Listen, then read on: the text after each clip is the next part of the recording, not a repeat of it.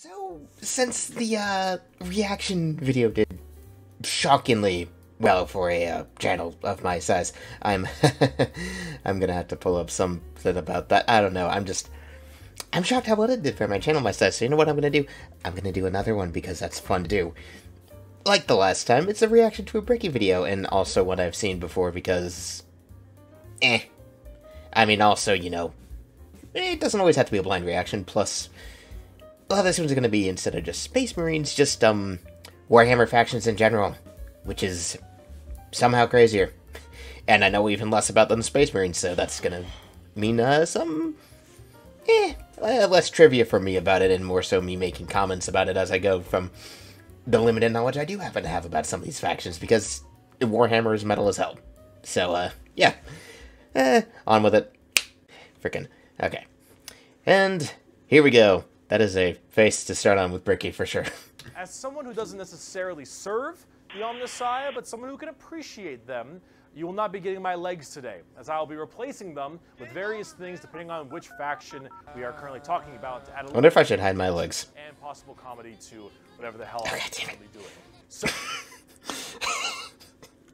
I know I've seen this video and I know it's not a blind reaction, but it gets me every time. It's just Tao's as weeb jokes.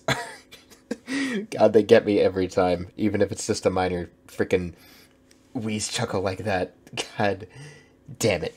Anyway. So, hello everybody, my name is Bricky. Hello, Bricky of the past. It's going to be a long video and a large project that has been going on for quite some time. Speaking of long video, I might have to split this into two parts because this video is like almost an hour long. And there's another part because this is just the human factions. Because the Imperium is nuts. Oh boy. This is, I need two hands for this. This is every single Warhammer 40k race in kind of a nutshell, explained, a little bit of explanation, a little bit of memes, lore, a little bit of talking about the tabletop, a lot of memes, lore, what they're all about, and also a little bit of background for those of you who just have no clue what Warhammer 40,000 is. Lots of memes too. Warhammer and Warhammer 40,000 is a universe. Oh hey, Black Templar legs. Plenty of, but don't know a whole lot about. They see, oh, there's these dudes in big power armor with chainsaw swords, and hello, Dawn of War cinematic. Green orcs, and there's some bugs over there, and everyone calls these guys weebs. And then there's these spiky bitches over here, and I don't get it.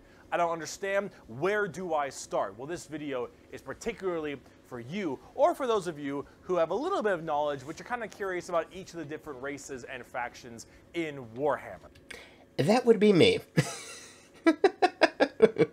So, overall, the Warhammer universe is vast. Also insane. Lore and background, and each different faction is so different with the things that they believe in, and some are human, some are transhuman, like where they all have all these crazy-ass electronics on them.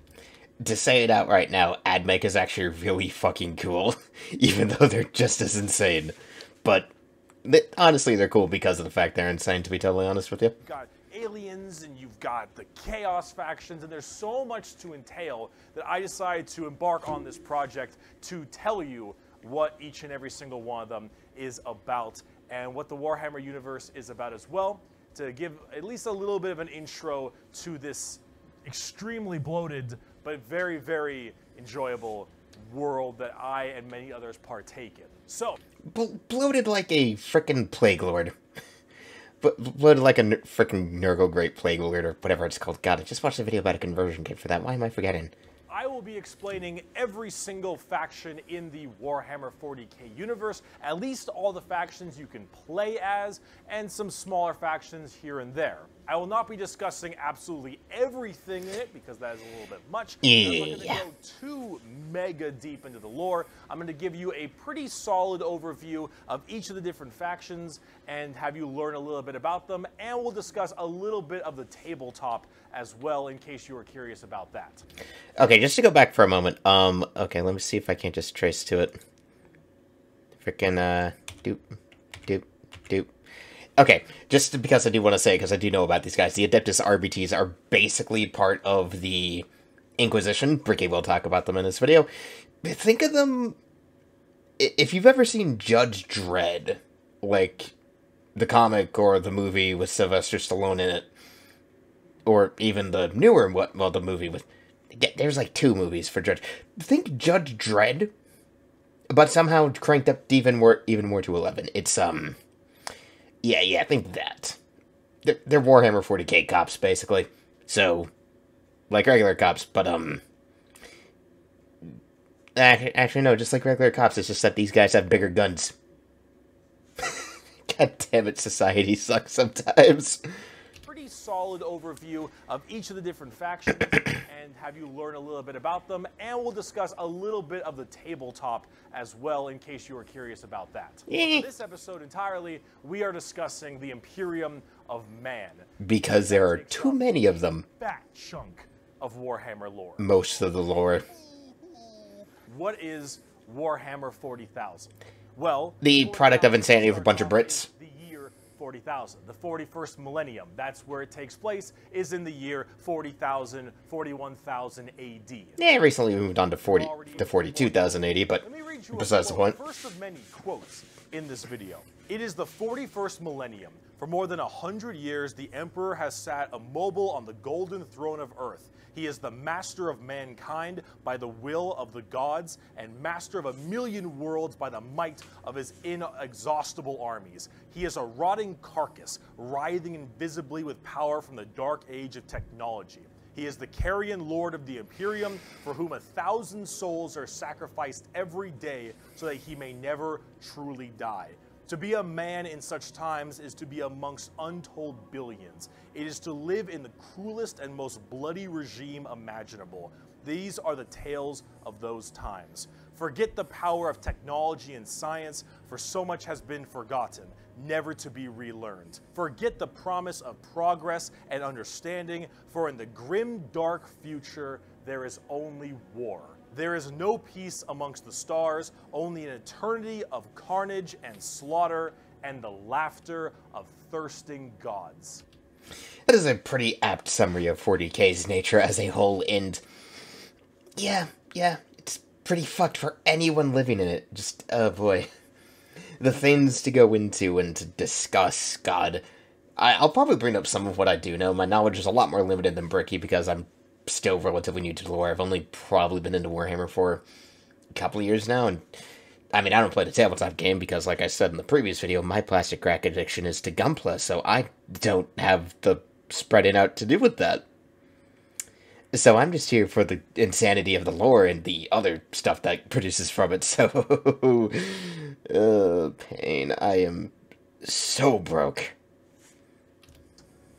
Everything blows. And it blows fucking hard. Warhammer is probably the most dark and depressing universes ever in fiction, or at least like top 3. Everything is so absurdly horrible, destructive, or overpowered that it all kind of ends up canceling itself out. It's like Dota. War rages across the galaxy. Interstellar travel is only possible due to sacrificing 1,000 souls a day to a rotting carcass of a man who you believe to be your god.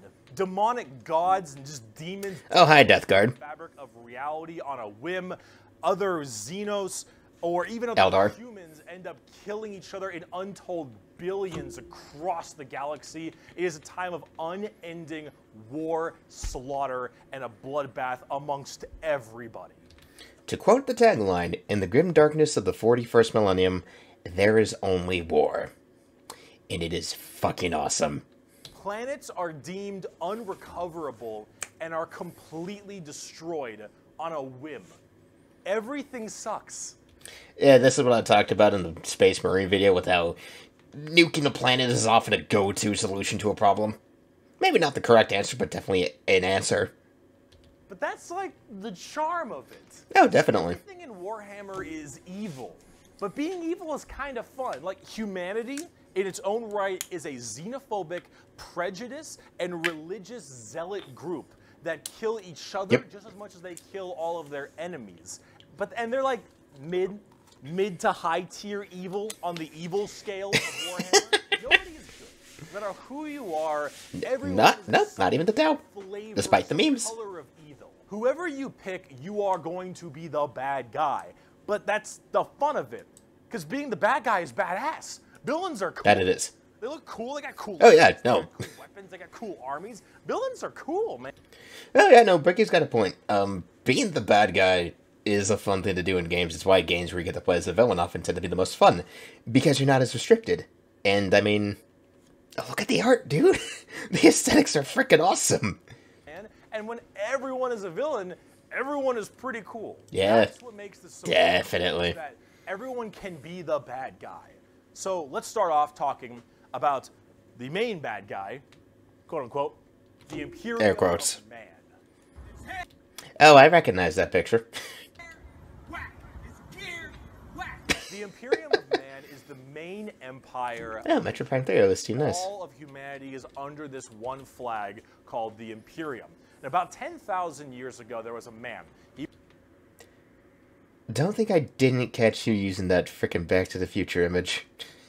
I actually watched all three of those original movies, like, so much as a kid. Really good time. But we're not here to talk about Back to the Future. He was the Emperor of mankind, a 10-foot dope-ass art, really. psychic demigod who led humanity across the stars to colonize tons and tons of worlds, create superhuman soldiers, and really bring humanity into a new age. He was also a colossal dick. This man, the Emperor of mankind, was a Seiker. And a Seiker is like a magician of sorts. In the world of 40k, there is the warp, the immaterium, kind of like hell, but sort of like a purgatory dimension of hell. And a Seiker is someone who can take that power and manifest it through their mind to use it to do stuff. As we refer to that in the 40k fanbase, warp fuckery. Like witchcraft stuff, magician stuff, spells, and lots of other things. Warp fuckery, yeah. The Emperor, big boy Seiker. Top very big boy Seiker. Plus, maybe even S. Now the Emperor. I mean, he's also probably another Chaos God, but hey. Created a bunch of suns despite his insistence. He created 20, 18. As was detailed in the Space Marine video. I might just skip over the Space Marine segment of this video, since we obviously went over that in way more detail in the Space Marines specific video, so no real need to cover it twice, I guess? 18 Primarchs to have them lead all of the different legions of humanity to the different stars and planets to help colonize and bring it out. These Primarchs are basically like little versions of the Emperor. Not all of them are Seikers, but a lot of them are very, very powerful, and they... That's a pretty badass Gilliman art, I will say. I'm just going to repeatedly be pausing so I can point out when the art is really good, because goddamn, 40k has so much badass art. Actually, fun bit of trivia. The sword Gilliman has in this artwork, and basically in his new Primarch model, is the Emperor's sword. And the only reason that's on fire is because of Seiker power. So, you know, Gilliman might be tapping into some Seiker power here and there. They lead his special Space Marine legions. Then this big clusterfuck happened. Horus Heresy. Horus Heresy, where the Emperor's favorite son, the Primarch, Horus, ended up joining Chaos and leading 9 other, well... A lot of this is just stuff we've obviously covered in the frickin' Space Marine video, but, you know, can't hurt for a refresher. Directly to Earth. Can't hurt to have a refresher. Now, if you want to know what Chaos is, remember what I mentioned earlier? The warp that... That'll be talked about in part 2, for sure. In there relies the 4 Chaos Gods. Imagine, like, Satan and 3 other Satans. The warp is kind of evil, those Chaos Gods, that's the reason. And so those Chaos Gods manipulated Horus, and then Horus helped manipulate all 8 other Primarchs. Hey, Magnus. Giant coup directly on the Emperor on Earth, and they fucked up shit. Hey, Sengi. Civil War, Horus died, but not before brutally wounding the Emperor. And right at the end of his life, they put the Emperor on this large golden throne on Earth, in which he is now alive, just barely, but slowly rotting away, powering something called the Astronomicon, so long as he stays alive, and is fed 1,000 people a day. The irony is, because of the fact the Emperor is something called a perpetual, basically think an immortal who will always resurrect when they die. Vulcan happens to be one too, by the way. If they just let the Emperor legitimately die, 2 things would either happen. Either he would resurrect and basically be able to take charge of things again, or he'd ascend into an entirely new chaos warp entity of his own. that's a bit of a gamble I don't think anyone is willing to take, to be totally honest. But then again, I might need to read further into that, because I don't know. Maybe he might actually just legitimately die for good if they take him off the Golden Throne. Who the fuck knows? The lore has only really just started moving forward as of late, so... You know. Obviously, this was made up before a good chunk of some of that, but whatever. Astronomicon is like the North Star. If you want to do interstellar travel in 40k, you need to pass through that demonic warp I mentioned earlier. But how do you know where you're going? Well, the Emperor is putting a nice little navigator right there. He helps navigate you to know where you're going. If you want to go from Earth to some crazy solar system across the way, you need to go through that warp, and then you need to know where you're going, go through there, and pop your way out. It's like doing nether travel in Minecraft, so you can shorten the distance between going areas. So long as the Emperor is alive and being fed a massive air quotes a day to stay alive, you can do that. The moment he dies, it's gone. Travel's gone for all of humanity. You're so boned. Now, since the Horus Heresy 10,000 years ago, the Imperium has fallen from grace substantially. If you want an idea of how far it's fallen from grace in the current continuity era of the current edition of the tabletop game and books, there is a giant fucking tear just in the middle of the galaxy. And you know what? Hold up. Let me grab a fucking picture of that shit, because that is, I'm gonna grab a picture of that, so I'm just gonna do a quick frickin' snap edit. Okay, so while I was looking for an image, I realized that Bricky was actually showing the same one I went looking for the entire time. Basically, you see that giant black tear moving through just space, and then this thing called a maelstrom? Yeah, that, is a giant tear in the warp that's basically split the entire galaxy in half. And has actually made warp travel...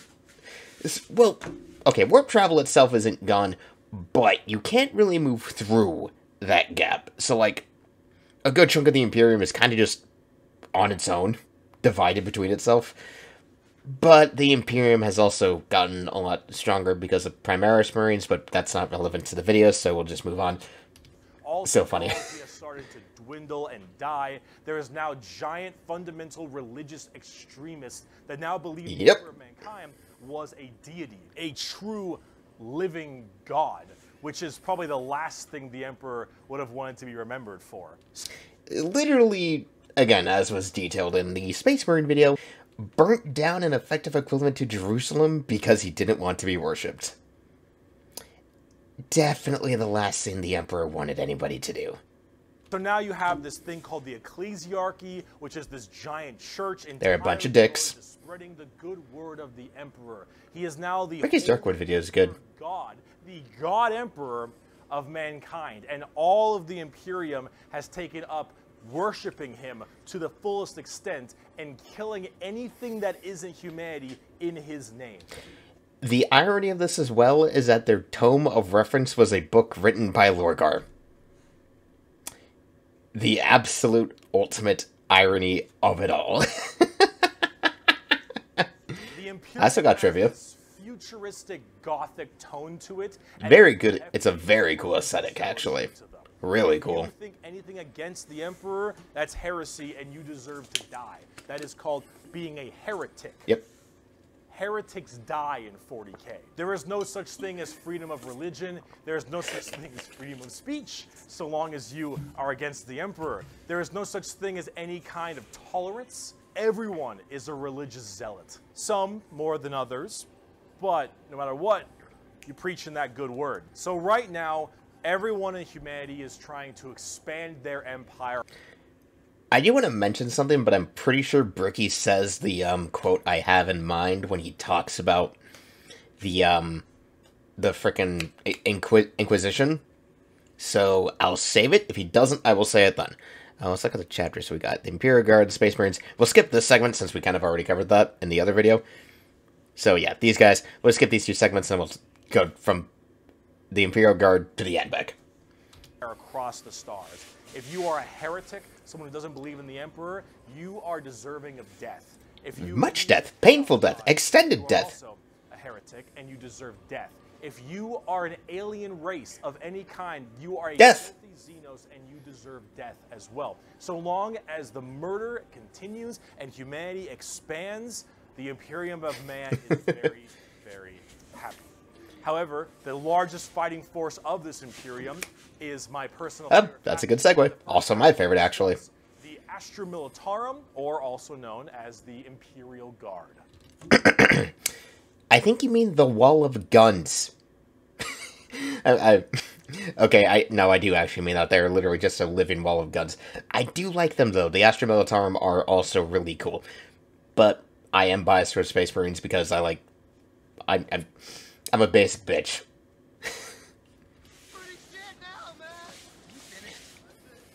But I will admit, the Guard are really fun. The Guard is the main fighting force of the Imperium, and in a world of horrifying creatures, galactic monstrosities, the literal demons themselves breaking through the fabric of time to kill you. Yeah, that's the Leaving Rust tank he's using as his legs. Billions of regular men and women wearing modern day, like, flak armor. Well, the 40k equivalent to modern day flak armor. Also, they're normal by 40k standards. I think like the average Cadian is like 6 feet tall. With a laser rifle. This is the humble las gun, the main weapon of the Imperial Guard. It fires superheated plasma lasers at an extremely fast fire rate. It is reliable, never jams. It can blow off limbs, giant holes in concrete. It is overall an extremely devastating weapon in modern day. Yep. It is one of the weakest in the 40k universe. Yep. That is exactly how extreme the 40k universe is. A weapon that, if it existed in modern day, would probably redefine infantry warfare. Is basically the equivalent of a flashlight. That should tell you how bad it is to be a member of the Astra Militarum. Yeah, a laser rifle that never jams, it can blow off limbs, one of the weakest weapons. Yep. That's the world we're in right now. Granted, when you have about 600 of them pointed at you at the same time, it makes a bit of a difference. Maybe the weakest by 40k standards, but there's a reason the Astra Militarum are called the Wall of Guns. When you have, say, 500 to 1,000 of them pointed at one target, things are gonna get fucked up very quickly. But who cares? Because the Imperial Guard has, in each battle, 500,000 of these. Exactly what I'm saying. 30,000 large armored tanks, 10,000 artillery batteries. The Imperial Guard wins through sheer numbers and firepower. They kind of have this World War I, World War II style aesthetic with legions of guardsmen as well as high company commanders and generals on the field along with them, and multiple kinds of troops. A normal Imperial Those ones were the best science. They're actually really cool. Long lines of artillery. Lots of artillery. The crust of the planet underneath the enemy's. Oh, yeah. And as this barrage continues, hundreds of thousands of guardsmen, a sea of guardsmen, surges forward, firing and charging at everything possible while the planet rumbles as tanks roll up behind them. Gunships block out the sun and tanks block out the dirt with the steps and hoofprints of millions of guardsmen. It is through numbers and sheer sundering firepower. They are the first and last line of defense for the Imperium. First in and last out. Huge bulk of the battles. The Imperial Guard is also made up of tons of different kinds of regiments. The Krieger's my favorite. Live in a death world that's more hospitable than almost any firefight they'll ever get into. Oh wait, I think you mentioned it. So they just have this steroid-looking giant knife Rambo Predator. Yep. What's about to say? Where nothing is anywhere near as scary as a simple knight on their home planet. You have the Valhallan winter soldiers who haven't felt their toes in years. Also known as the Firstborn because Valhalla kind of has this whole thing that like your firstborn child is always conscripted into the army. So they're known as the Firstborn just in general, which is, fun detail. The Mordian Iron Guard, who are more interested in making their shoes shine than actually fighting a battle. And then, of course, the big one, the Cadians from Cadia. The moment of silence. Moment of silence for Cadia. Okay. Biggest export of guardsmen in the entirety of the Imperium. Wait a minute, he didn't mention the Kriegers. Your first gun at 5. You will disassemble and reassemble it. I'm gonna have to do some talking. You will have pounding artillery drills day in and day out at 15, and you'll fight your first swarm lord at 16. Not inaccurate, though. You will burst into an unrelenting amount of tears and sadness, like I do daily. I have at my command an entire battle group of the Imperial Guard. 50 regiments, including specialized drop troops, stealthers, mechanized formations, armored companies, combat engineers, and mobile artillery. Over 500,000 fighting men and 30,000 tanks and artillery pieces are mine to command. Emperor, show mercy to the fool that stands against me, for I shall not. The Imperial Guard are my personal favorite. Lots of firepower, and it's so great. They're the army I collect the most, the ones I enjoy playing the most, and the one I enjoy in the lore sense a lot. There's something about just a regular man with a laser rifle being told to charge the horrors of this universe and willingly doing so for his god emperor. It's just poetic. They actually represent the main Imperial Guard tactics pretty well. Large amounts of artillery that doesn't require a line of sight, lots of tanks, tons of infantry, drop troops, and gunships. Overall, they're pretty similar to how they sound, though a little bit expensive to collect, unfortunately. And they don't hit a lot. They have a bit of a bad aim, but you don't really care because you're just drowning them in shots. However, if you want more accurate fire and specialization, we can move on to talk about Space Marines. Like I said, gonna skip those guys to go to AdMech because we've already watched the Space Marine video, so there's no real point in going over this anyway. I will link this in the description if you want to watch it yourself, if you haven't already. God, I need to go back to the first one and put the link to that video in there too. Yeah, I'll do that after I finish recording this. But I do want to talk about the faction he didn't cover. Where's the picture of them? Where's the picture of my boys? Where's the picture of my frickin' gas mask boys? There we go. There we go. Okay. These fellows in the very German-looking trench coats and gas masks are the Death Corps of Krieg. I fucking love these guys. If mainly because they already take the basic idea of the Guardsmen and just crank it up even further. To put it very long but interesting story into perspective, Krieg is a death world that effectively betrayed the Imperium and nuked itself into complete oblivion. And as penance, the surviving Kriegers rejoined the Imperium and now basically run, well, the Death Corps. To be a soldier from Krieg is to be someone who your ultimate fate is to die in battle in service to the Emperor as penance for the betrayal of Krieg. Though granted, it was also so long ago that some people have kind of honestly considered that they've probably paid their dues at this point, to be totally honest. But, God, if you ever want to look up some crazy-ass stories, look up the Kriegs. To put it very simply, every regiment of guardsmen is overseen by a commissar.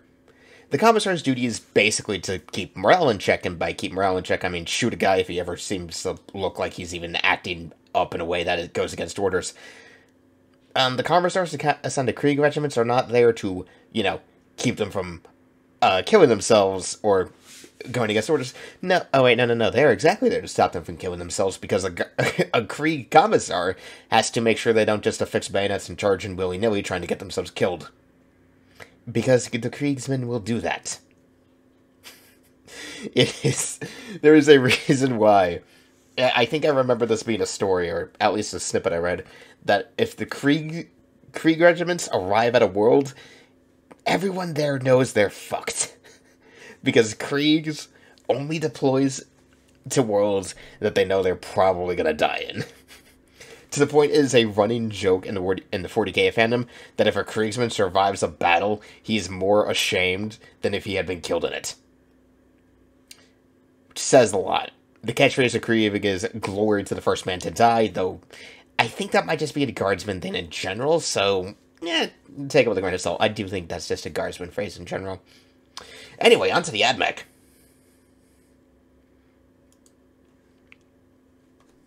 Is it any wonder people are afraid of technology? Technology!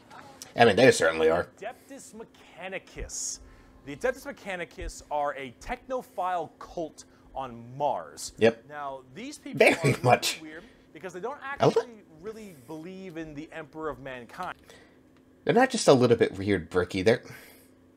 If you want an idea of how weird the 40k fandom considers AdMech to be, there is a running joke about them fucking toasters.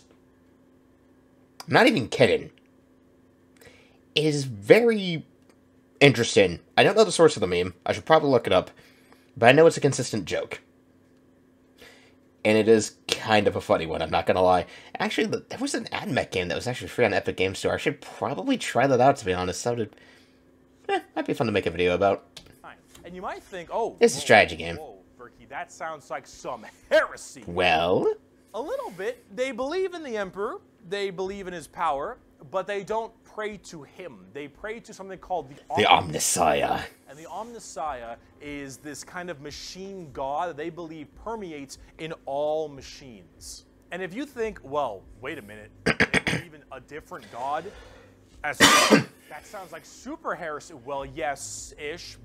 But they also make all your guns, and they make all your tanks, and they make everything that you have, so you can't really tell them to fuck off, because you're not going to win nothing if you don't got stuff to shoot people with. See, they're... Yeah, that's the big thing with the Adeptus Mechanicus. Is, yes, they're technically massive heretics, but, they make all our shit, and if we tell them to fuck off, we're not going to get anything. So we're just kind of going to just let them do whatever they're going to do, because if we don't have them, then we're screwed. Oops. God. Their Omnissiah at least makes sense from their standpoint. They believe it to be a deity that permeates through all machines. Your Honda Civic, your standard bolt gun, your Dune Strider Walker, your giant mechs, your huge ships. The Omnissiah is present through all. And the only reason your stuff works is because the machine's spirit in it says it works. If you want your gun to work, your tank to run, you must pray to it. And I mean full stop. You need to start chanting in high Gothic. You need to burn incense. You need to sit on your knees and pray to that car. You need to rub oil on your robes. And you need to go, ahomina, homina, homina, homina, homina, homina. Full stop. If you want your damn thing to work, if you want your gun to fire, you need to do that. They are very bizarre. And they actually have a bit of a point. Because it's obviously working. And if you look at them, I don't know how that works. So they obviously know something about what they're doing. I mean, it's also just pure insanity, to be totally honest. This is Magos, whatever. However you say it. Look at this dude. Look at this dude. Yeah. This is the group we're talking about. Yep. These are these weirdos. Here. Before Bricky gets to the quote, I do want to give a funny story, because I know that Bricky and DK talked about this in Adeptus Ridiculous in their AdMech episode. Basically, part of the reason why the AdMech are the way they are is because they don't actually know how half of the shit they have works. And when someone who does know how something works dies and ends up taking that knowledge with them, they tend to kind of freak out a bit. Like, okay, basically the AdMech have like these entire walkers, right? And they don't turn them off, because the only guy who knew how to turn them on is dead. And he didn't tell anybody else how they work. So, just to make sure they don't, fuck it up, they just, leave the things on and let them run around in circles until they need to deploy them in a battle. That is the usual kind of chicanery that happens with the AdMech. Oh, and also there was one time they met an AI, they started doing their usual thing, and the AI proceeded to roast the shit out of them because it thought they were fucking idiots, and it was kind of hilarious, to be totally honest with you. I'm incredibly paraphrasing that story, but it's actually funny in a kind of dark way to just have this golden era AI seeing these crazy tech priests and just being like, y'all are fucking idiots. The AdMech is cool, though. I do like their aesthetic, especially. I mean, I like a lot of the aesthetics in 40k, but the AdMech have a really cool one. The Omnissiah Creed The credo, Hey. on Messiah. DMC There reference? is no truth in flesh, only betrayal. There is no strength in flesh, only weakness. The flesh is There no weak. constancy in flesh, only decay. There is no certainty in flesh, but death. Flesh is weakness. Flesh is death. The Omnissiah is the god of the machines, and if you wish to be whole, if you wish to be holy, if you wish to give unto him, you must saw There's that clip of the ship again. and remove the organs and replace them with mechanical parts, because that is what he wants, and that is how you will become enlightened. Hard techno. So they believe anyway. With religious extremism. That's just mechanic. What I was talking about, see those the walkers in the back right there? Those are the ones I was talking about. Those are the things they can't turn off because they don't know how to turn them back on. It's kind of hilarious, to be honest with you. Yes. Now, for their army side of things, they are with the Skitari. The Skitari operate with very bizarre weaponry and lots of different kinds of vehicles, tanks. And They're very strange units. But they have extremely wacky and enjoyable, and in fact quite effective, both in the real game and in the lore. Their guns are cool as hell. Overall, as an army on the tabletop, they're very weird and have a whole bunch of different shenanigans. But if you like kind of that quirky, wacky techno thing, I give them a pickup. Hell, they're so paranoid. I gotta keep going. They're so paranoid and crazy. Oh, hey. Striders, you see right? After I take it aside to talk about the Dune Striders, I forgot it was this video. It was this video where Bricky talked about it. Oh, God. Oh, God damn it. Okay. Well, I'll let Bricky explain the details. One guy was able to make them work. One guy, and he died. And they're so scared they'll never work again that they keep them on and they never turn them off. And they run around in a circle the whole time until they need them, and then they corral it and they go into battle. It was this video. It was this video where I heard about that bit. God damn it. I can't believe I took it aside to explain the Dune Striders, only to have it happen right at the end of this segment. God damn it, me. Yep. God damn it. Now, if you want to talk about faith, though... Are we talking about the Inquisition? The Sororitas. Sororitas? The Sisters of Battle... This is one of Bricky's other favorite factions. If that's how I pronounce it correctly, is an all-female group of battle sisters going through the ecclesiarchy section of the... Yeah, you know, with various nicknames, nuns with guns, bolter bitches. This is, imagine a private army... And he got shot. Church, which is scary, and it is. Very scary. Are an extreme Oh yeah, Sister of Repentis. Force, and they take this to a full extreme. They believe Insanely in so. three things: faith, martyrdom, and fire. Through the Lots of Bolter, fire. the Flamer, and the Melta, the Sisters of Battle are extremely potent at taking out. He's about as fire as the frickin' salamanders. mainly heretics. Nah, the salamanders They use are more. a fighting section of the ecclesiarchy church. That's the big thing they want to kill. Any form of heretic will face the Emperor's justice through those three main weapons, the Bolter, the Flamer, and the Melta, and they will do so with extreme prejudice. Literally. They are the closest things we have to... What is that head edit? They carry holy fire on their backs. They have holy, like, books and sigils all across their armor. Their main battle tank is a fucking pipe organ missile launcher. It is really fucking cool in design. The mini for it is actually also really damn cool. They have small... Oh, cherubs. That they have, like, removed their brain capacity to make them little servant cherubs. Yeah, why? Fly around and give God them damn it, 40k. They drop churches from low orbit as mini drop pods onto battles. They drop churches into battles, and they blare war hymns and holy music from their frigates in low atmosphere. I mean, why not? And shower holy water across the battle. And that's how metal they are. These are the people you are dealing with, and they're fucking awesome. Yes, very awesome. Stave off demons on the tabletop because their faith is that strong. Remember the warp, the demons from the warp Well, the warp also manifests in your mind. All Oh, of yep. your Yep, yep, yep. emotions, negative and positive, go through the warp. It's the Imperium, the place of all things. So if you are that mentally fortified, that mentally strong, you can stave off horrifying demons. And all these girls, oh, not a crack. Not a crack in that mental armor. Now, as much as a meme as they are, and as much as There's a lot of memes about them. Yeah, which I can't unsee anymore. Now I can't unsee it either. I love their design. Oh, it's a really cool design. I mean, look at that shit. They're another army that I'm I mean, look at these minis. Look at them. They're so goddamn cool. Like I said, this is the mini for the frickin' Organ missile launcher frickin' tank. Look at that thing. Look at how fucking legit that is. That is so fucking cool.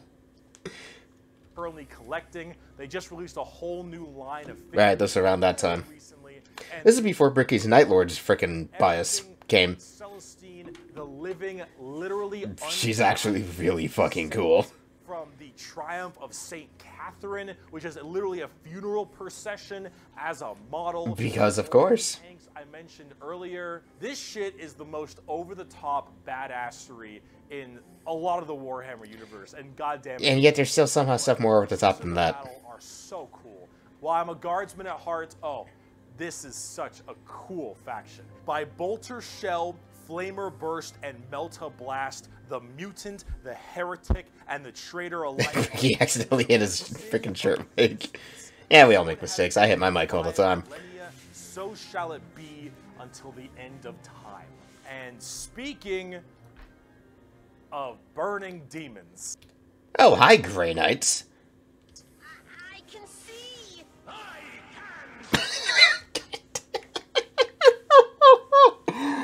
Oh, God. That stupid Fairly Odd Parents episode reference gets me every time. You want to know the worst part? I know which episode that's from. I don't know the number. But I know it's the episode where it's like the freaking King Arthur shit. There's like some whole thing where it's some wimpy kid with glasses until he gets the sword and shit. Why do I remember so much about that show? It's been like actual years since I've ever seen it. God. There's so many things I remember that I feel like I should have just shunted out of my mind long ago. The Grey Knights are the first army I actually collected back in 7th edition. Huh. The Grey Knights are a super secretive and much more old school look at power armored knights. They do look really cool. They are all Seikers. All of them have that. Oh, hey there, Caldor Drago in the back. I think. Yeah, I think that's Caldor. For every 100,000 guardsmen, there's one Grey Knight. Again, I want to say, God, the artwork and the aesthetics are so fucking cool in 40k. Like, this is honestly, I think, of why I like the Grey Knights, because they just... If Space Marines already hit my niche of liking big, chunky soldiers and massive power armor, God, do the Grey Knights take it even further. I mean, okay, there's that really dumb baby carrier-looking mech skeleton they have, but just look at this guy. Look at that guy in that big-ass suit of just silver and gold armor dedicated in scripture and shit like that. It is so fucking cool. I am trying not to hit my desk as I say this stuff. God, the Grey Knights just look so good. Though the only faction I think that looks cooler to me would be the Custodes. Does Bricky talk about the Custodes in this video? God, I hope he does. For every 10,000 Sisters of Battle, there's one Grey Knight. For every 1,000 Space Marines, there's one Grey Knight. Grey Knights are the strongest of the strong, both in mental will and absolute just strength. These are Space Marines that are all high-level Seiker. There's that frickin' mech suit baby carrier looking ass thing I was talking about. Looks better in this artwork than the model, that's for damn sure, but God, that model is scuffed. Bricky's actually using its legs right now. Yeah. All of them able to specifically do one goal, and that is kill demons. Lots of demons. Believed that the demons of chaos were the #1 threat to the Imperium, and he probably is right. Yeah, he's kind of got a point about that, let's be totally fair. Entirely based on doing that through a myriad of tactics. Coming from the planet, or I guess the moon. Of Titan, yeah, it's a moon. Soul system. Yeah, it's a moon around Saturn. Going through extreme training and are as clear of mind and soul as they possibly can be. Since the demons of the warp are the warp, and your mind projects to the warp, people can go insane very fast, especially lower level Seikers. These Grey Knights need to be able to harness the warp in the presence of demons and stay perfectly sane. And they manage it. One of my favorite characters is named Castle. Ah, this guy. Oh yeah, this guy's awesome. Demon blade, the black blade of Mahamahama, and he has to have it on. Who knows how you say it? Because it tempts everyone nearby, constantly beckoning them. Use my power. Use my strength. Suck my penis. Whatever the possibility. And so he has to keep it Bricky on him all the time as this thing whispers to him consistently, and he has to stave it off forever, being alone in his chambers or on the battlefield, because anyone who gets too close to it might be tempted a little too hard. He is that pure of heart and mind, and all the characters in the Grey Knights are basically like that. The only issue is that Grey Knights have a scorched earth policy. Yeah. If they're fighting demons, demons corrupt and make people crazy. So if I'm a guardsman and I'm fighting demons...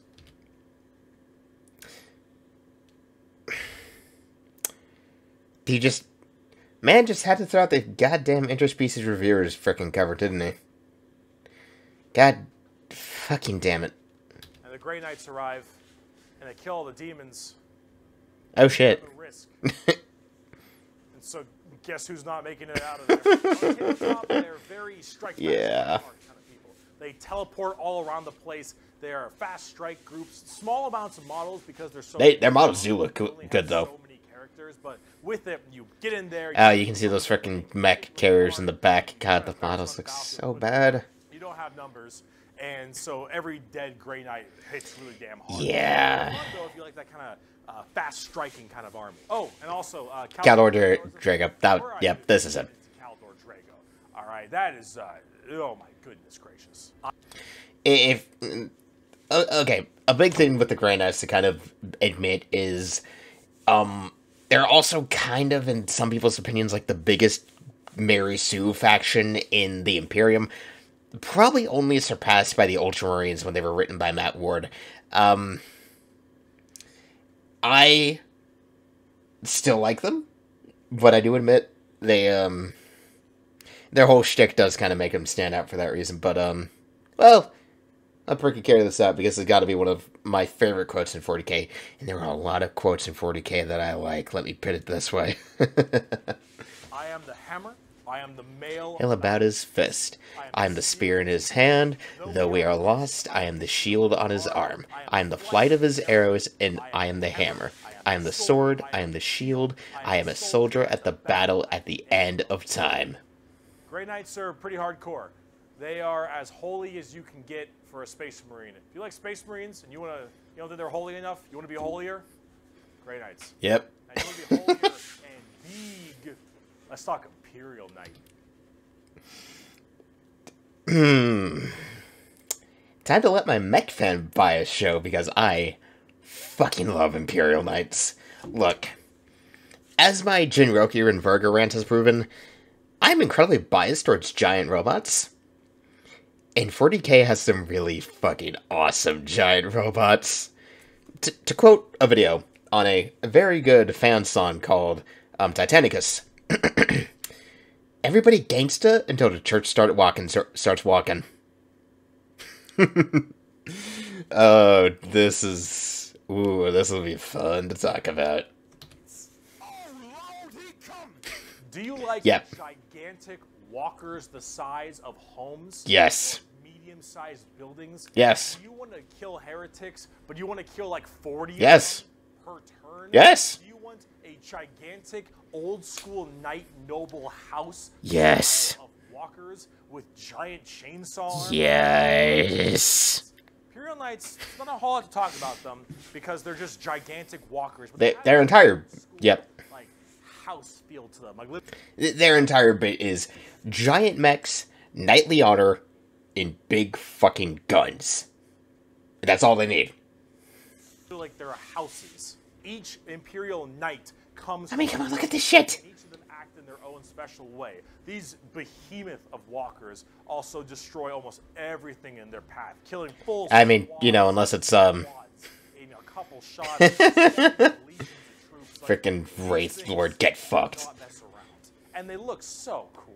Oh, yeah, no. Knights and Chaos Knights, actually, for that matter, don't have a whole lot to discuss. Nah, they're pretty simple. Big, heavy walkers, and they look different depending on your house or chaos god you currently believe in. Yep. But overall, these things are just really cool if you want to murder everything in your path.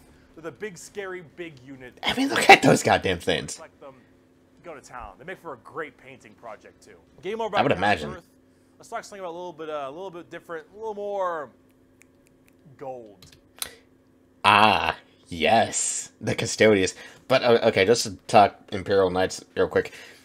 They are really cool. Again, my giant mecha shows, and like Bricky said, good painting project. If I could bring myself to actually, you know, buy 40k models in the paint to go with them, I can't, because aforementioned gunpla addiction.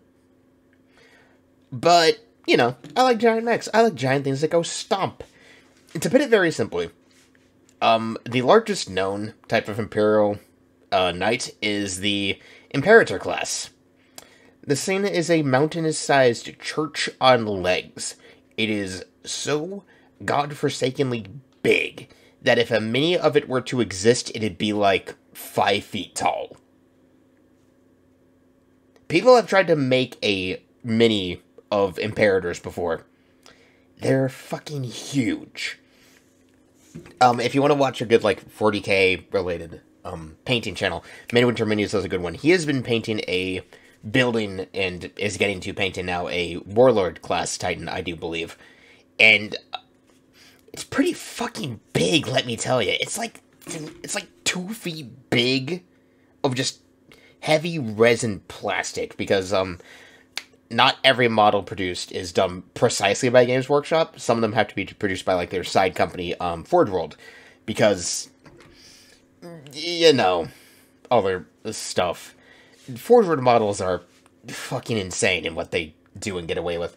But, yeah, so, big fuck-off mechs with churches on legs. If you want to listen to a song that basically just sums up entirely the one I mentioned, Titanicus, go check it out. It's by Streamstorm. I'll just recommend it. I might just even link it in the video description. Fuck it. Now, onto the Golden Boys. If guardsmen are regular soldiers, Space Marines are super soldiers, Grey Knights are super soldiers, Those pants. Adeptus Custodes are super soldiers cubed. Yep. The Adeptus Custodes are the... Look at those guys. Look at their models. They're so preem. I got carried away, okay, but that's all. I only have 3, okay? They are our final brand of Space Marines, but these ones are super special, okay? Very special. 6 foot, a Space Marine is 7 feet, a Custodian is 8 feet. These are the giant defenders of Holy Terra, which is also Earth. Earth Yep. Terra. Earth Terra. Same, whatever. Same difference. That literally guard the Emperor's throne room, hence Custodes. These boys Custodians. the Emperor's throne room at all times and are literally like handcrafted people. They're not humans brought up by a gene seer or something. These are all handcrafted super soldiers. I think from a tube. These Yes. Me mother's a tube, to quote a certain kitten. God, I miss GTS. But Hunter the Parrot is good. Go check out Bravo Alpha Buso too. His content is fucking amazing. Of men are like 8 feet, 8.5 feet tall, and functionally immortal. Yeah. They stand still, spear in hand, for hundreds of years without the need to sleep and barely even the need to eat, watching over the throne room and every other area of Holy Terra for their entire purpose in life. Pretty much. And oh my lord, are they terrifying. Oh, yes. Space Marines to shame. If you liked your super soldiers, these are your super mega soldiers. One of these men can take on probably 3 Space Marines and most likely win. There are many different groups. Pretty handily win, actually. Like the Solar Watch, or there's also one of my personal favorite, the Aquilin Shield. The Aquila and Shield go out to seemingly unimportant individuals and protect them because they believe that they are going to be doing something very important in their lives. For instance, let's say a regular guardsman gets the protection of this giant 8.5-foot tall golden god because that guardsman will end up becoming a general one day. Or basically a Cooper BT scenario. Freaking Bricky and DK had a whole joke about it in one of their, I think it was, yeah, well, no, it was their Custodians videos. Someone made an animation about it, though. It's actually really funny. Something of that nature. The Custodians work in mysterious ways and are almost always outnumbered, but never outmatched. Nope. These That is their definition. Horrifying, both on the tabletop as well as in the lore. There are very few of them, however. Look at that, those models, man. Look at that dreadnought. It's so good. So many of these people that can have war gear this strong, weapons this powerful, and training this good. And the Custodians have all three of it. For 100 years, I stood my watch amidst the somber shadows of the Sanctum Imperialis. I was still as a statue, but always ready. Always attuned to dangers unseen. Days, months, years passed by in a frenzied blur beyond those walls, yet within, little moved and nothing changed. For 100 years, I did not but wait, yet had any threat appeared, I would have struck it down in a heartbeat. For 100 years, I stood my watch, and as it ends, I can tell you this, patience is a weapon. The Custodians are hardcore, man. Top dogs of the Imperium, and they hurt just that same way. Though I do want to discuss a little bit about the they're cool too. Before we get out of here. Oh, they also have a few of, and they're really fun, but they don't get enough attention. These they're pretty cool. Bald plume ladies are a whole group of pariahs, or also known as blanks. We're referring to them as blanks from now on. So for ease of simplicity, mind is somewhat connected to the warp.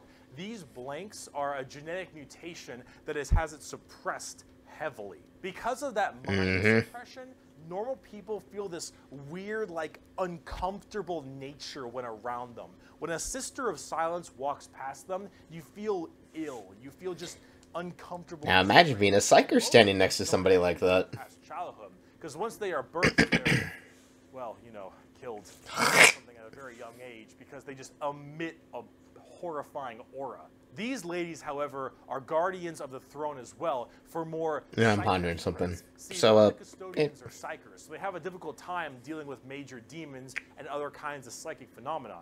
These sisters are extremely specialized in it. All of them taking a vow of silence as they don't speak. Sisters of Silence. Silence, but they communicate through hand gestures and things of that nature. Yep. But if there's a demon issue, if there's any kind of warp-based problem, warp fuckery every time. Adept at dealing with them, thanks to their blank gene. They normally work a lot of time with the Custodians because they pair up pretty well. Kinds of threats, but they're not represented that way on the tabletop. In fact, they only have like one real model. Yeah, and it's not. It hasn't aged super well over the past few years. Really be working together as it is that way in the lore, but hopefully we'll get there soon. But if we're talking about blanks. Before we talk about them, I decided let's just jump back into the Space Marine just because I realized while we did watch the Space Marine Legion Explained, this is more a general summary of the faction as a whole, so I probably shouldn't have skipped it. So we'll jump to that, and then we will talk about the Assassinorum because oh god. The Angels of Death are up next. Space Marines are. I shouldn't have skipped this at all, but whatever. They're given extra organs, their skin tissue is toughened, their bones are stronger, they're taller than the average person. They're pretty massive people, and these are the specialized super soldiers that carry out a lot of the more specific tasks for the Imperium. Yep. And there's tons of legions of them. As we have discussed. One per Primarch. Each Primarch, the Emperor's son, has but, you know, this is just a general description. Their legion of Space Marines. The genetic upgrade they get is based on the genes of said Primarch. It's something called a gene seed. That's what brings them up to this, like, superhuman level. As stated, each Primarch has their own legion. Robot Girly Man has the Ultramarines. God damn it. He did it. He did the joke.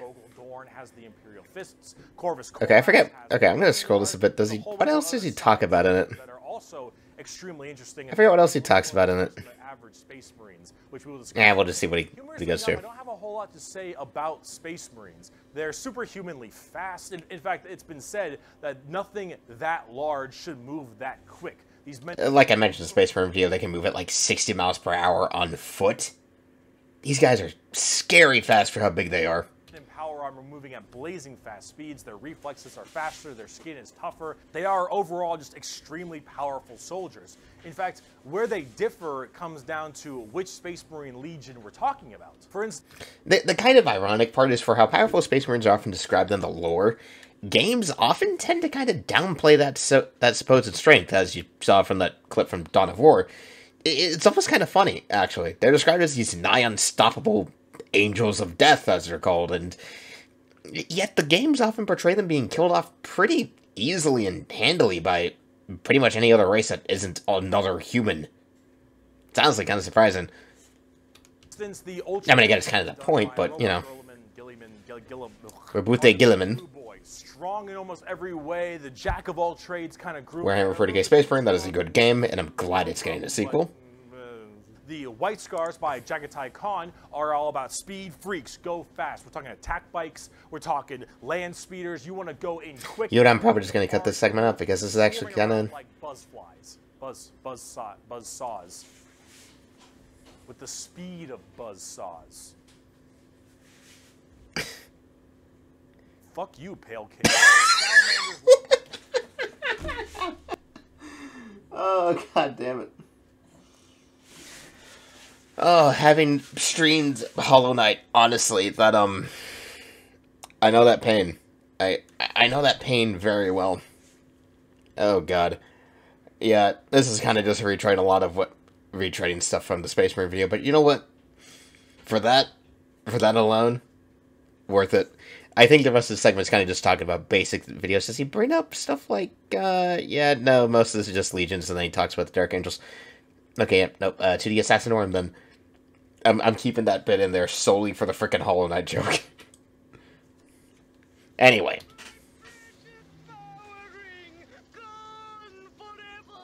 It's been a long video. We're about to round it out. We got this and one more human thing. Almost there. Almost there. We got 11 more minutes in this video. Let's go. Oh boy, these people Ooh, yes. are deadly. Yeah, they're called assassins. They should be, but oh man, these people will mess you up. So In very scary ways, to be totally honest, yes. A very special organization, and they are handpicked by the Grand Master of the Officio Assassinorum from the Schola Progenium. Schola Progenium. Schola Progenium. It's basically an orphan school. Your parents got The Mad Dead Parents. demons or something. You get sent to this, and you get trained to be whatever. Tempestus Drop Troop. Those guys are cool. Maybe even. Yep. Maybe you get a blank gene and you get thrown into the Sisters of Silence, or sometimes you just disappear. When you are taken, however, you go to you just vanish. 4 temples because the Assassinorum works Yeah. with temple style thing. There's actually a lot of other smaller temples, but these are the Famor. Eversur, Calidus, Culexus, and Vindicare. These temples are the Vindicare, Caluxus, Calidus, and Eversor temples. Yeah, there's some smaller ones, but those are the main 4 to worry about. I've been sitting here for 3 weeks. Poof! The That's not an exaggeration, by the way. Vindicare Temple is the main sniper-based temple. Gigantic sniper rifles for all these assassins. Their whole point is to be able to be in a spot and sit there, eye and Gonna see if Bricky mentions it about their guns. weeks, waiting for their perfect target, taking people out from literal miles away after extremely long time periods. The Vindicare Temple is about precise, perfect aim. There have been reports of Vindicares being able to single out particular body parts from over 2 Yep. miles away. Temples. Oh yeah, these guys are freaking scary accurate. They've been sitting there after weeks, and when they're ready, take that shot. Time is done. Packs them up. The Calidus.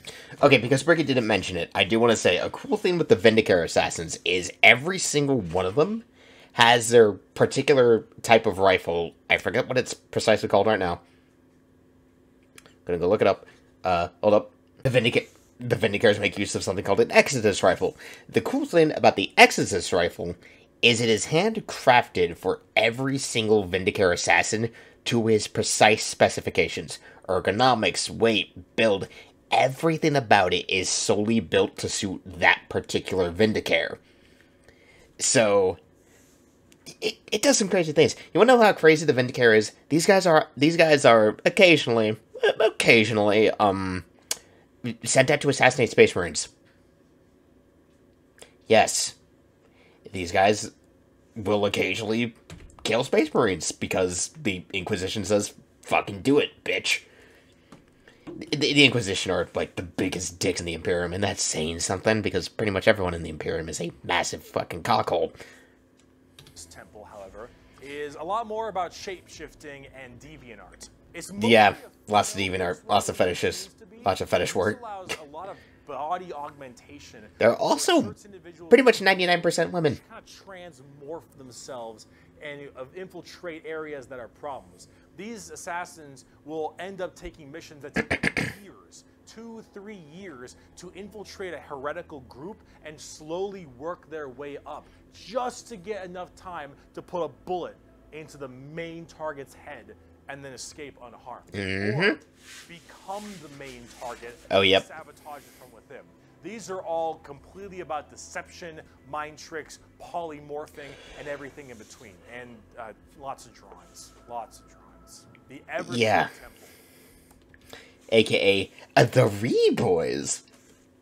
To put it very simply, before Bricky goes in, to define the Eversworn Temple is very simply, it counts as an assassination if there's no witnesses.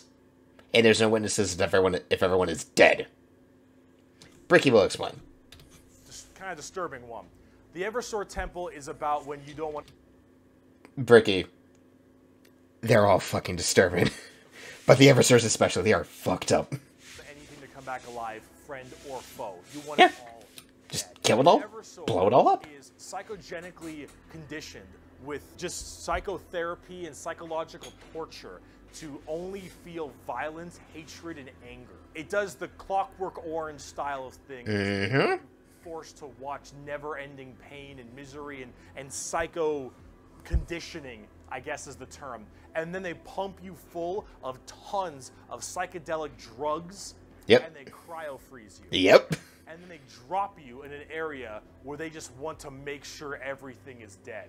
And then you... Counts as an assassination, I guess. Full of just all this insane, mind-boggling psychotherapy and psychedelic drugs. Yep. And Lots of drugs. go-to town. All the drugs. Yeah, if you don't care if anyone comes back alive. You're like, all right, lost cause. Drop an Eversworn. Finally, there's... The funny... Okay, he doesn't mention it here, obviously, because he's trying to get through it quickly. The crazy thing about Eversworns is the cocktail of drugs used to make them as insane as they are is also extremely volatile, and basically, if an Eversworn dies, just to make extra sure that their target dies with them, they fucking explode. Like, big explosion. Big enough to make sure that anything within, like, the next 2 city blocks is gonna be dead.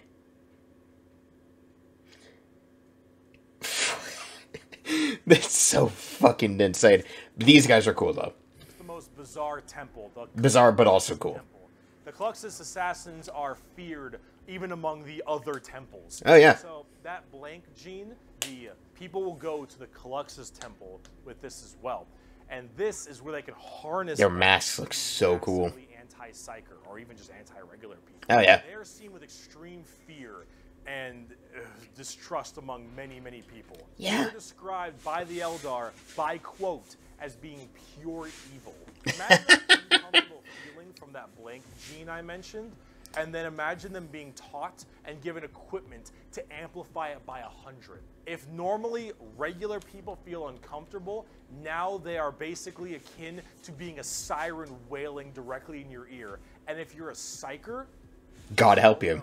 the sheer presence of a Cluxus assassin is enough for you to tear your skin off. You will rather gouge your eyes out and rip your nails off than even being near this person. Oh yeah, no, they're fucking insane. To literally lose their minds, and they will go on their knees and ask you to gun them down because it is a suitable choice over being anywhere near it. The motto of that temple is that which is unknown and unseen commands the greatest fear. Now, for the tabletop, assassins aren't that special. You can call them in no matter... I I forgot how kind of goofy the Eversor model looks, because I mean, look at the mask, look at the fucking eyes. It's so fucking dumb.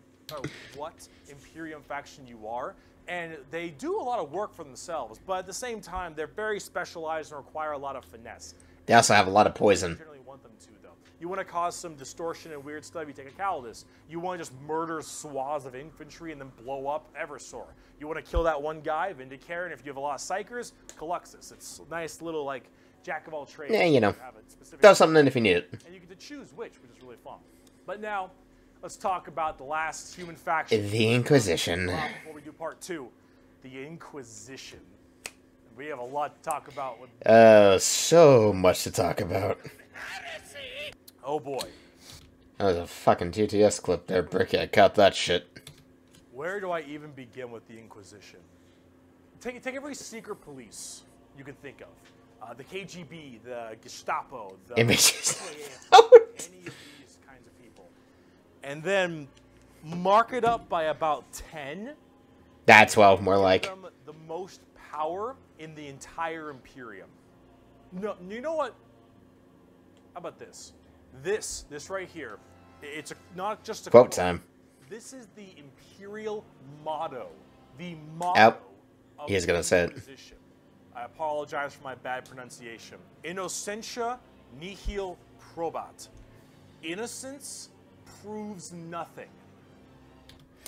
That is the quote I wanted to say that I forgot if he would say it too. Of course he would say it too. Also, I think in proper Latin pronunciation it would be Innocentia nihil probat. Because in Latin, when you see a C, you pronounce it the hard way. So, Innocentia nihil probat.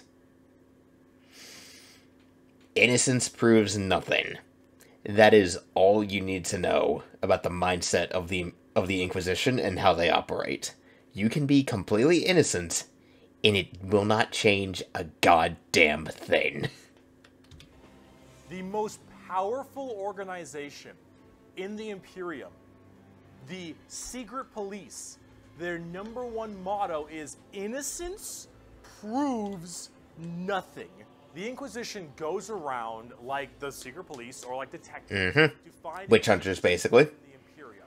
And they have different ordos depending on which one. Lots of orders, so fucking many. Ordo Xenos, the Ordo Malleus, for instance, and a whole bunch of other ones. Hereticus is obvious, they deal with heretics. Xenos tries to find alien threats, and Malleus is demons. They all have different specializations in what they're trying to go for as this Inquisitor. And that's what they're called, Inquisitors. Each of them, as an Inquisitor, has their own free... That's an image from the Inquisitor game, which is kind of a Diablo-esque style thing. I played a bit of it. It's not terrible. ...reign to do as they wish. They may have a ship and a crew, and they go out to find problems and interrogate people a lot. Or, you know, they make up a problem so that way they have an excuse to do something that day. Depends on their mood. They are above the law in every department over Space Marines. Oh, yeah. Now, the Space Marines might argue against them and stuff, and they might be That doesn't mean anything. Technically, they are above them as Inquisitors. They are looking to investigate and figure out coups and cults and demonic incursions. And You shoving your... Oh, god damn it, shoving his face on the cherub. Why? into an area. They're about learning that stuff and actually doing detective work. And memes aside, they're pretty good at it. The Inquisition having all of this power does make them a little bit power hungry and frantic sometimes. There's a reason there's memes about Inquisitors just kind of being fucking insane and coming up with bullshit to do whatever, but I mean... You know, they're competent. But the memes are also really funny. And yes, it is still a bad thing, but most of them are pretty good at their job. And they spend a lot of time being very diligent to make sure that all of these leads they follow are proper and correct. They're basically space detectives with just enormous power and sometimes a bit of a power complex. And we haven't talked about Exterminatus yet. That's what I was mentioning. This is the thing. Exterminatus is deeming a planet unfit to be saved. I deem that this planet is demon infested, and taking it back will cost Press the button. and is not worth it. I have now committed Exterminatus on this planet. I will now sign the death warrant of an entire Imperium planet, as it is unfit to take and better to be destroyed then allow the enemy to hold it. This can mean saturation bombardment. This can mean cracking the planet's core and breaking it apart. Doesn't matter. Render this planet inhospitable to all life. Yes, the innocents proves nothing people are the only people who can choose this planet must die in its entirety. Yeah. I'm just looking at that shit. Now, it is memed a lot, but most Inquisitors are very rare to do Exterminatus. You know, unless it's TTS exaggerations where it seems to be a point that Inquisitors tried to commit Exterminatus any chance they're freaking given. But, like I said, Exterminatus is rarely ever the final solution, but it is a frequently chosen one. And it's always insane when it does go down. I mean, look at that shit. That's freaking anyone who's ever played Halo knows what that shit is. That's glassing the goddamn planet. Exterminatus is a very crazy thing. There's only so many worlds. Yeah, you don't want to blow them up too willy-nilly. Naturally, with the memes aside, there are some people who are a little bit rough on this one. Okay. Ah, yes, Cryptman. Yeah, this guy is, I don't know a lot about Cryptman, aside from, like, the little bits about him that were in text-to-speech device, but, he's kind of nuts. But he's nuts even by Inquisition standards, let's put it that way, from what I know. Most Inquisitors generally don't like to do Exterminatus a ton, but it is an option they have. Cryptman does it a lot. It's an option when you think about it. Definitely not gay for self-esteem. Are unfortunately not represented on the tabletop very much. You generally kind of put one in the army if you like it. You have a couple special options there and some side content, but they're not really fleshed out very well, and personally they need a lot more stuff put in there, and they really need a lot more effort put in there. They're not quite where I want them to be. I think from what I know about the Inquisition, at least in terms of, like, on the tabletop, is, like... Actually, I don't know a lot about them about tabletop, because I don't play the tabletop, but... I think most of them are just kind of hero units of sorts, or whatever. You know, like, defined characters rather than, like, Inquisition-related squads or whatever. But, you know, Bricky said it himself. You kind of just take one, plop it in your army. Overall, the Inquisition makes for a lot of the best storytelling as well. I mean, that only makes sense. It's hard to talk about a big story of a whole bunch of Space Marines killing something. Yeah. It's just a big backstory. It's not as interesting. Yeah. Having that intrigue and that moral dilemma that an Inquisitor has makes for a lot better media. Yeah, and definitely. honestly, the more people do it, I think it's better, because then it adds a little more humanity to the Warhammer horrible, horrible grim darkness. And wow, we just finished. All right? Just the Come back to humans. Part 2, when we talk about Chaos and Xenos, because we got to talk about the 4 Chaos Gods and all the Chaos Marine Legions and the Tau. Oh boy. There is so much to talk about in the next part. See you in Part 2. Oh, there is so much to talk about in that part. It'll probably be more fun because I do also like the Xenos a lot, so there is some fun stuff to talk about, but oh ye gods. Okay, so frickin' okay, so that's another successful little reaction to, you know, to the part of this that maybe I should have done first, but who knows, I don't really care that much. Part 2, like, next week, I guess, since I guess I'm going to be doing these weekly now between streams. So, hey, you know, if you like the video, you know, leave a like, comment, subscribe, you know. I tend to reply to comments, you know. Fun to discuss things with people who probably know a lot more than I do. When we do get to the Xenos videos, there will be some regards to comments made on the last one, on the last one, because, yeah, you know, might as well bring it up. And, you know, like, comment, subscribe, and check me out when I stream. I stream basically whenever my day job allows me to do it, because, you know, I'm a goddamn broke as fuck real estate worker, so, hey, you know, catch me, like, Saturdays, Sundays, and random times during the weekdays when I have a day off or some shit like that. So, yeah, that'll be the next, and, see y'all next time.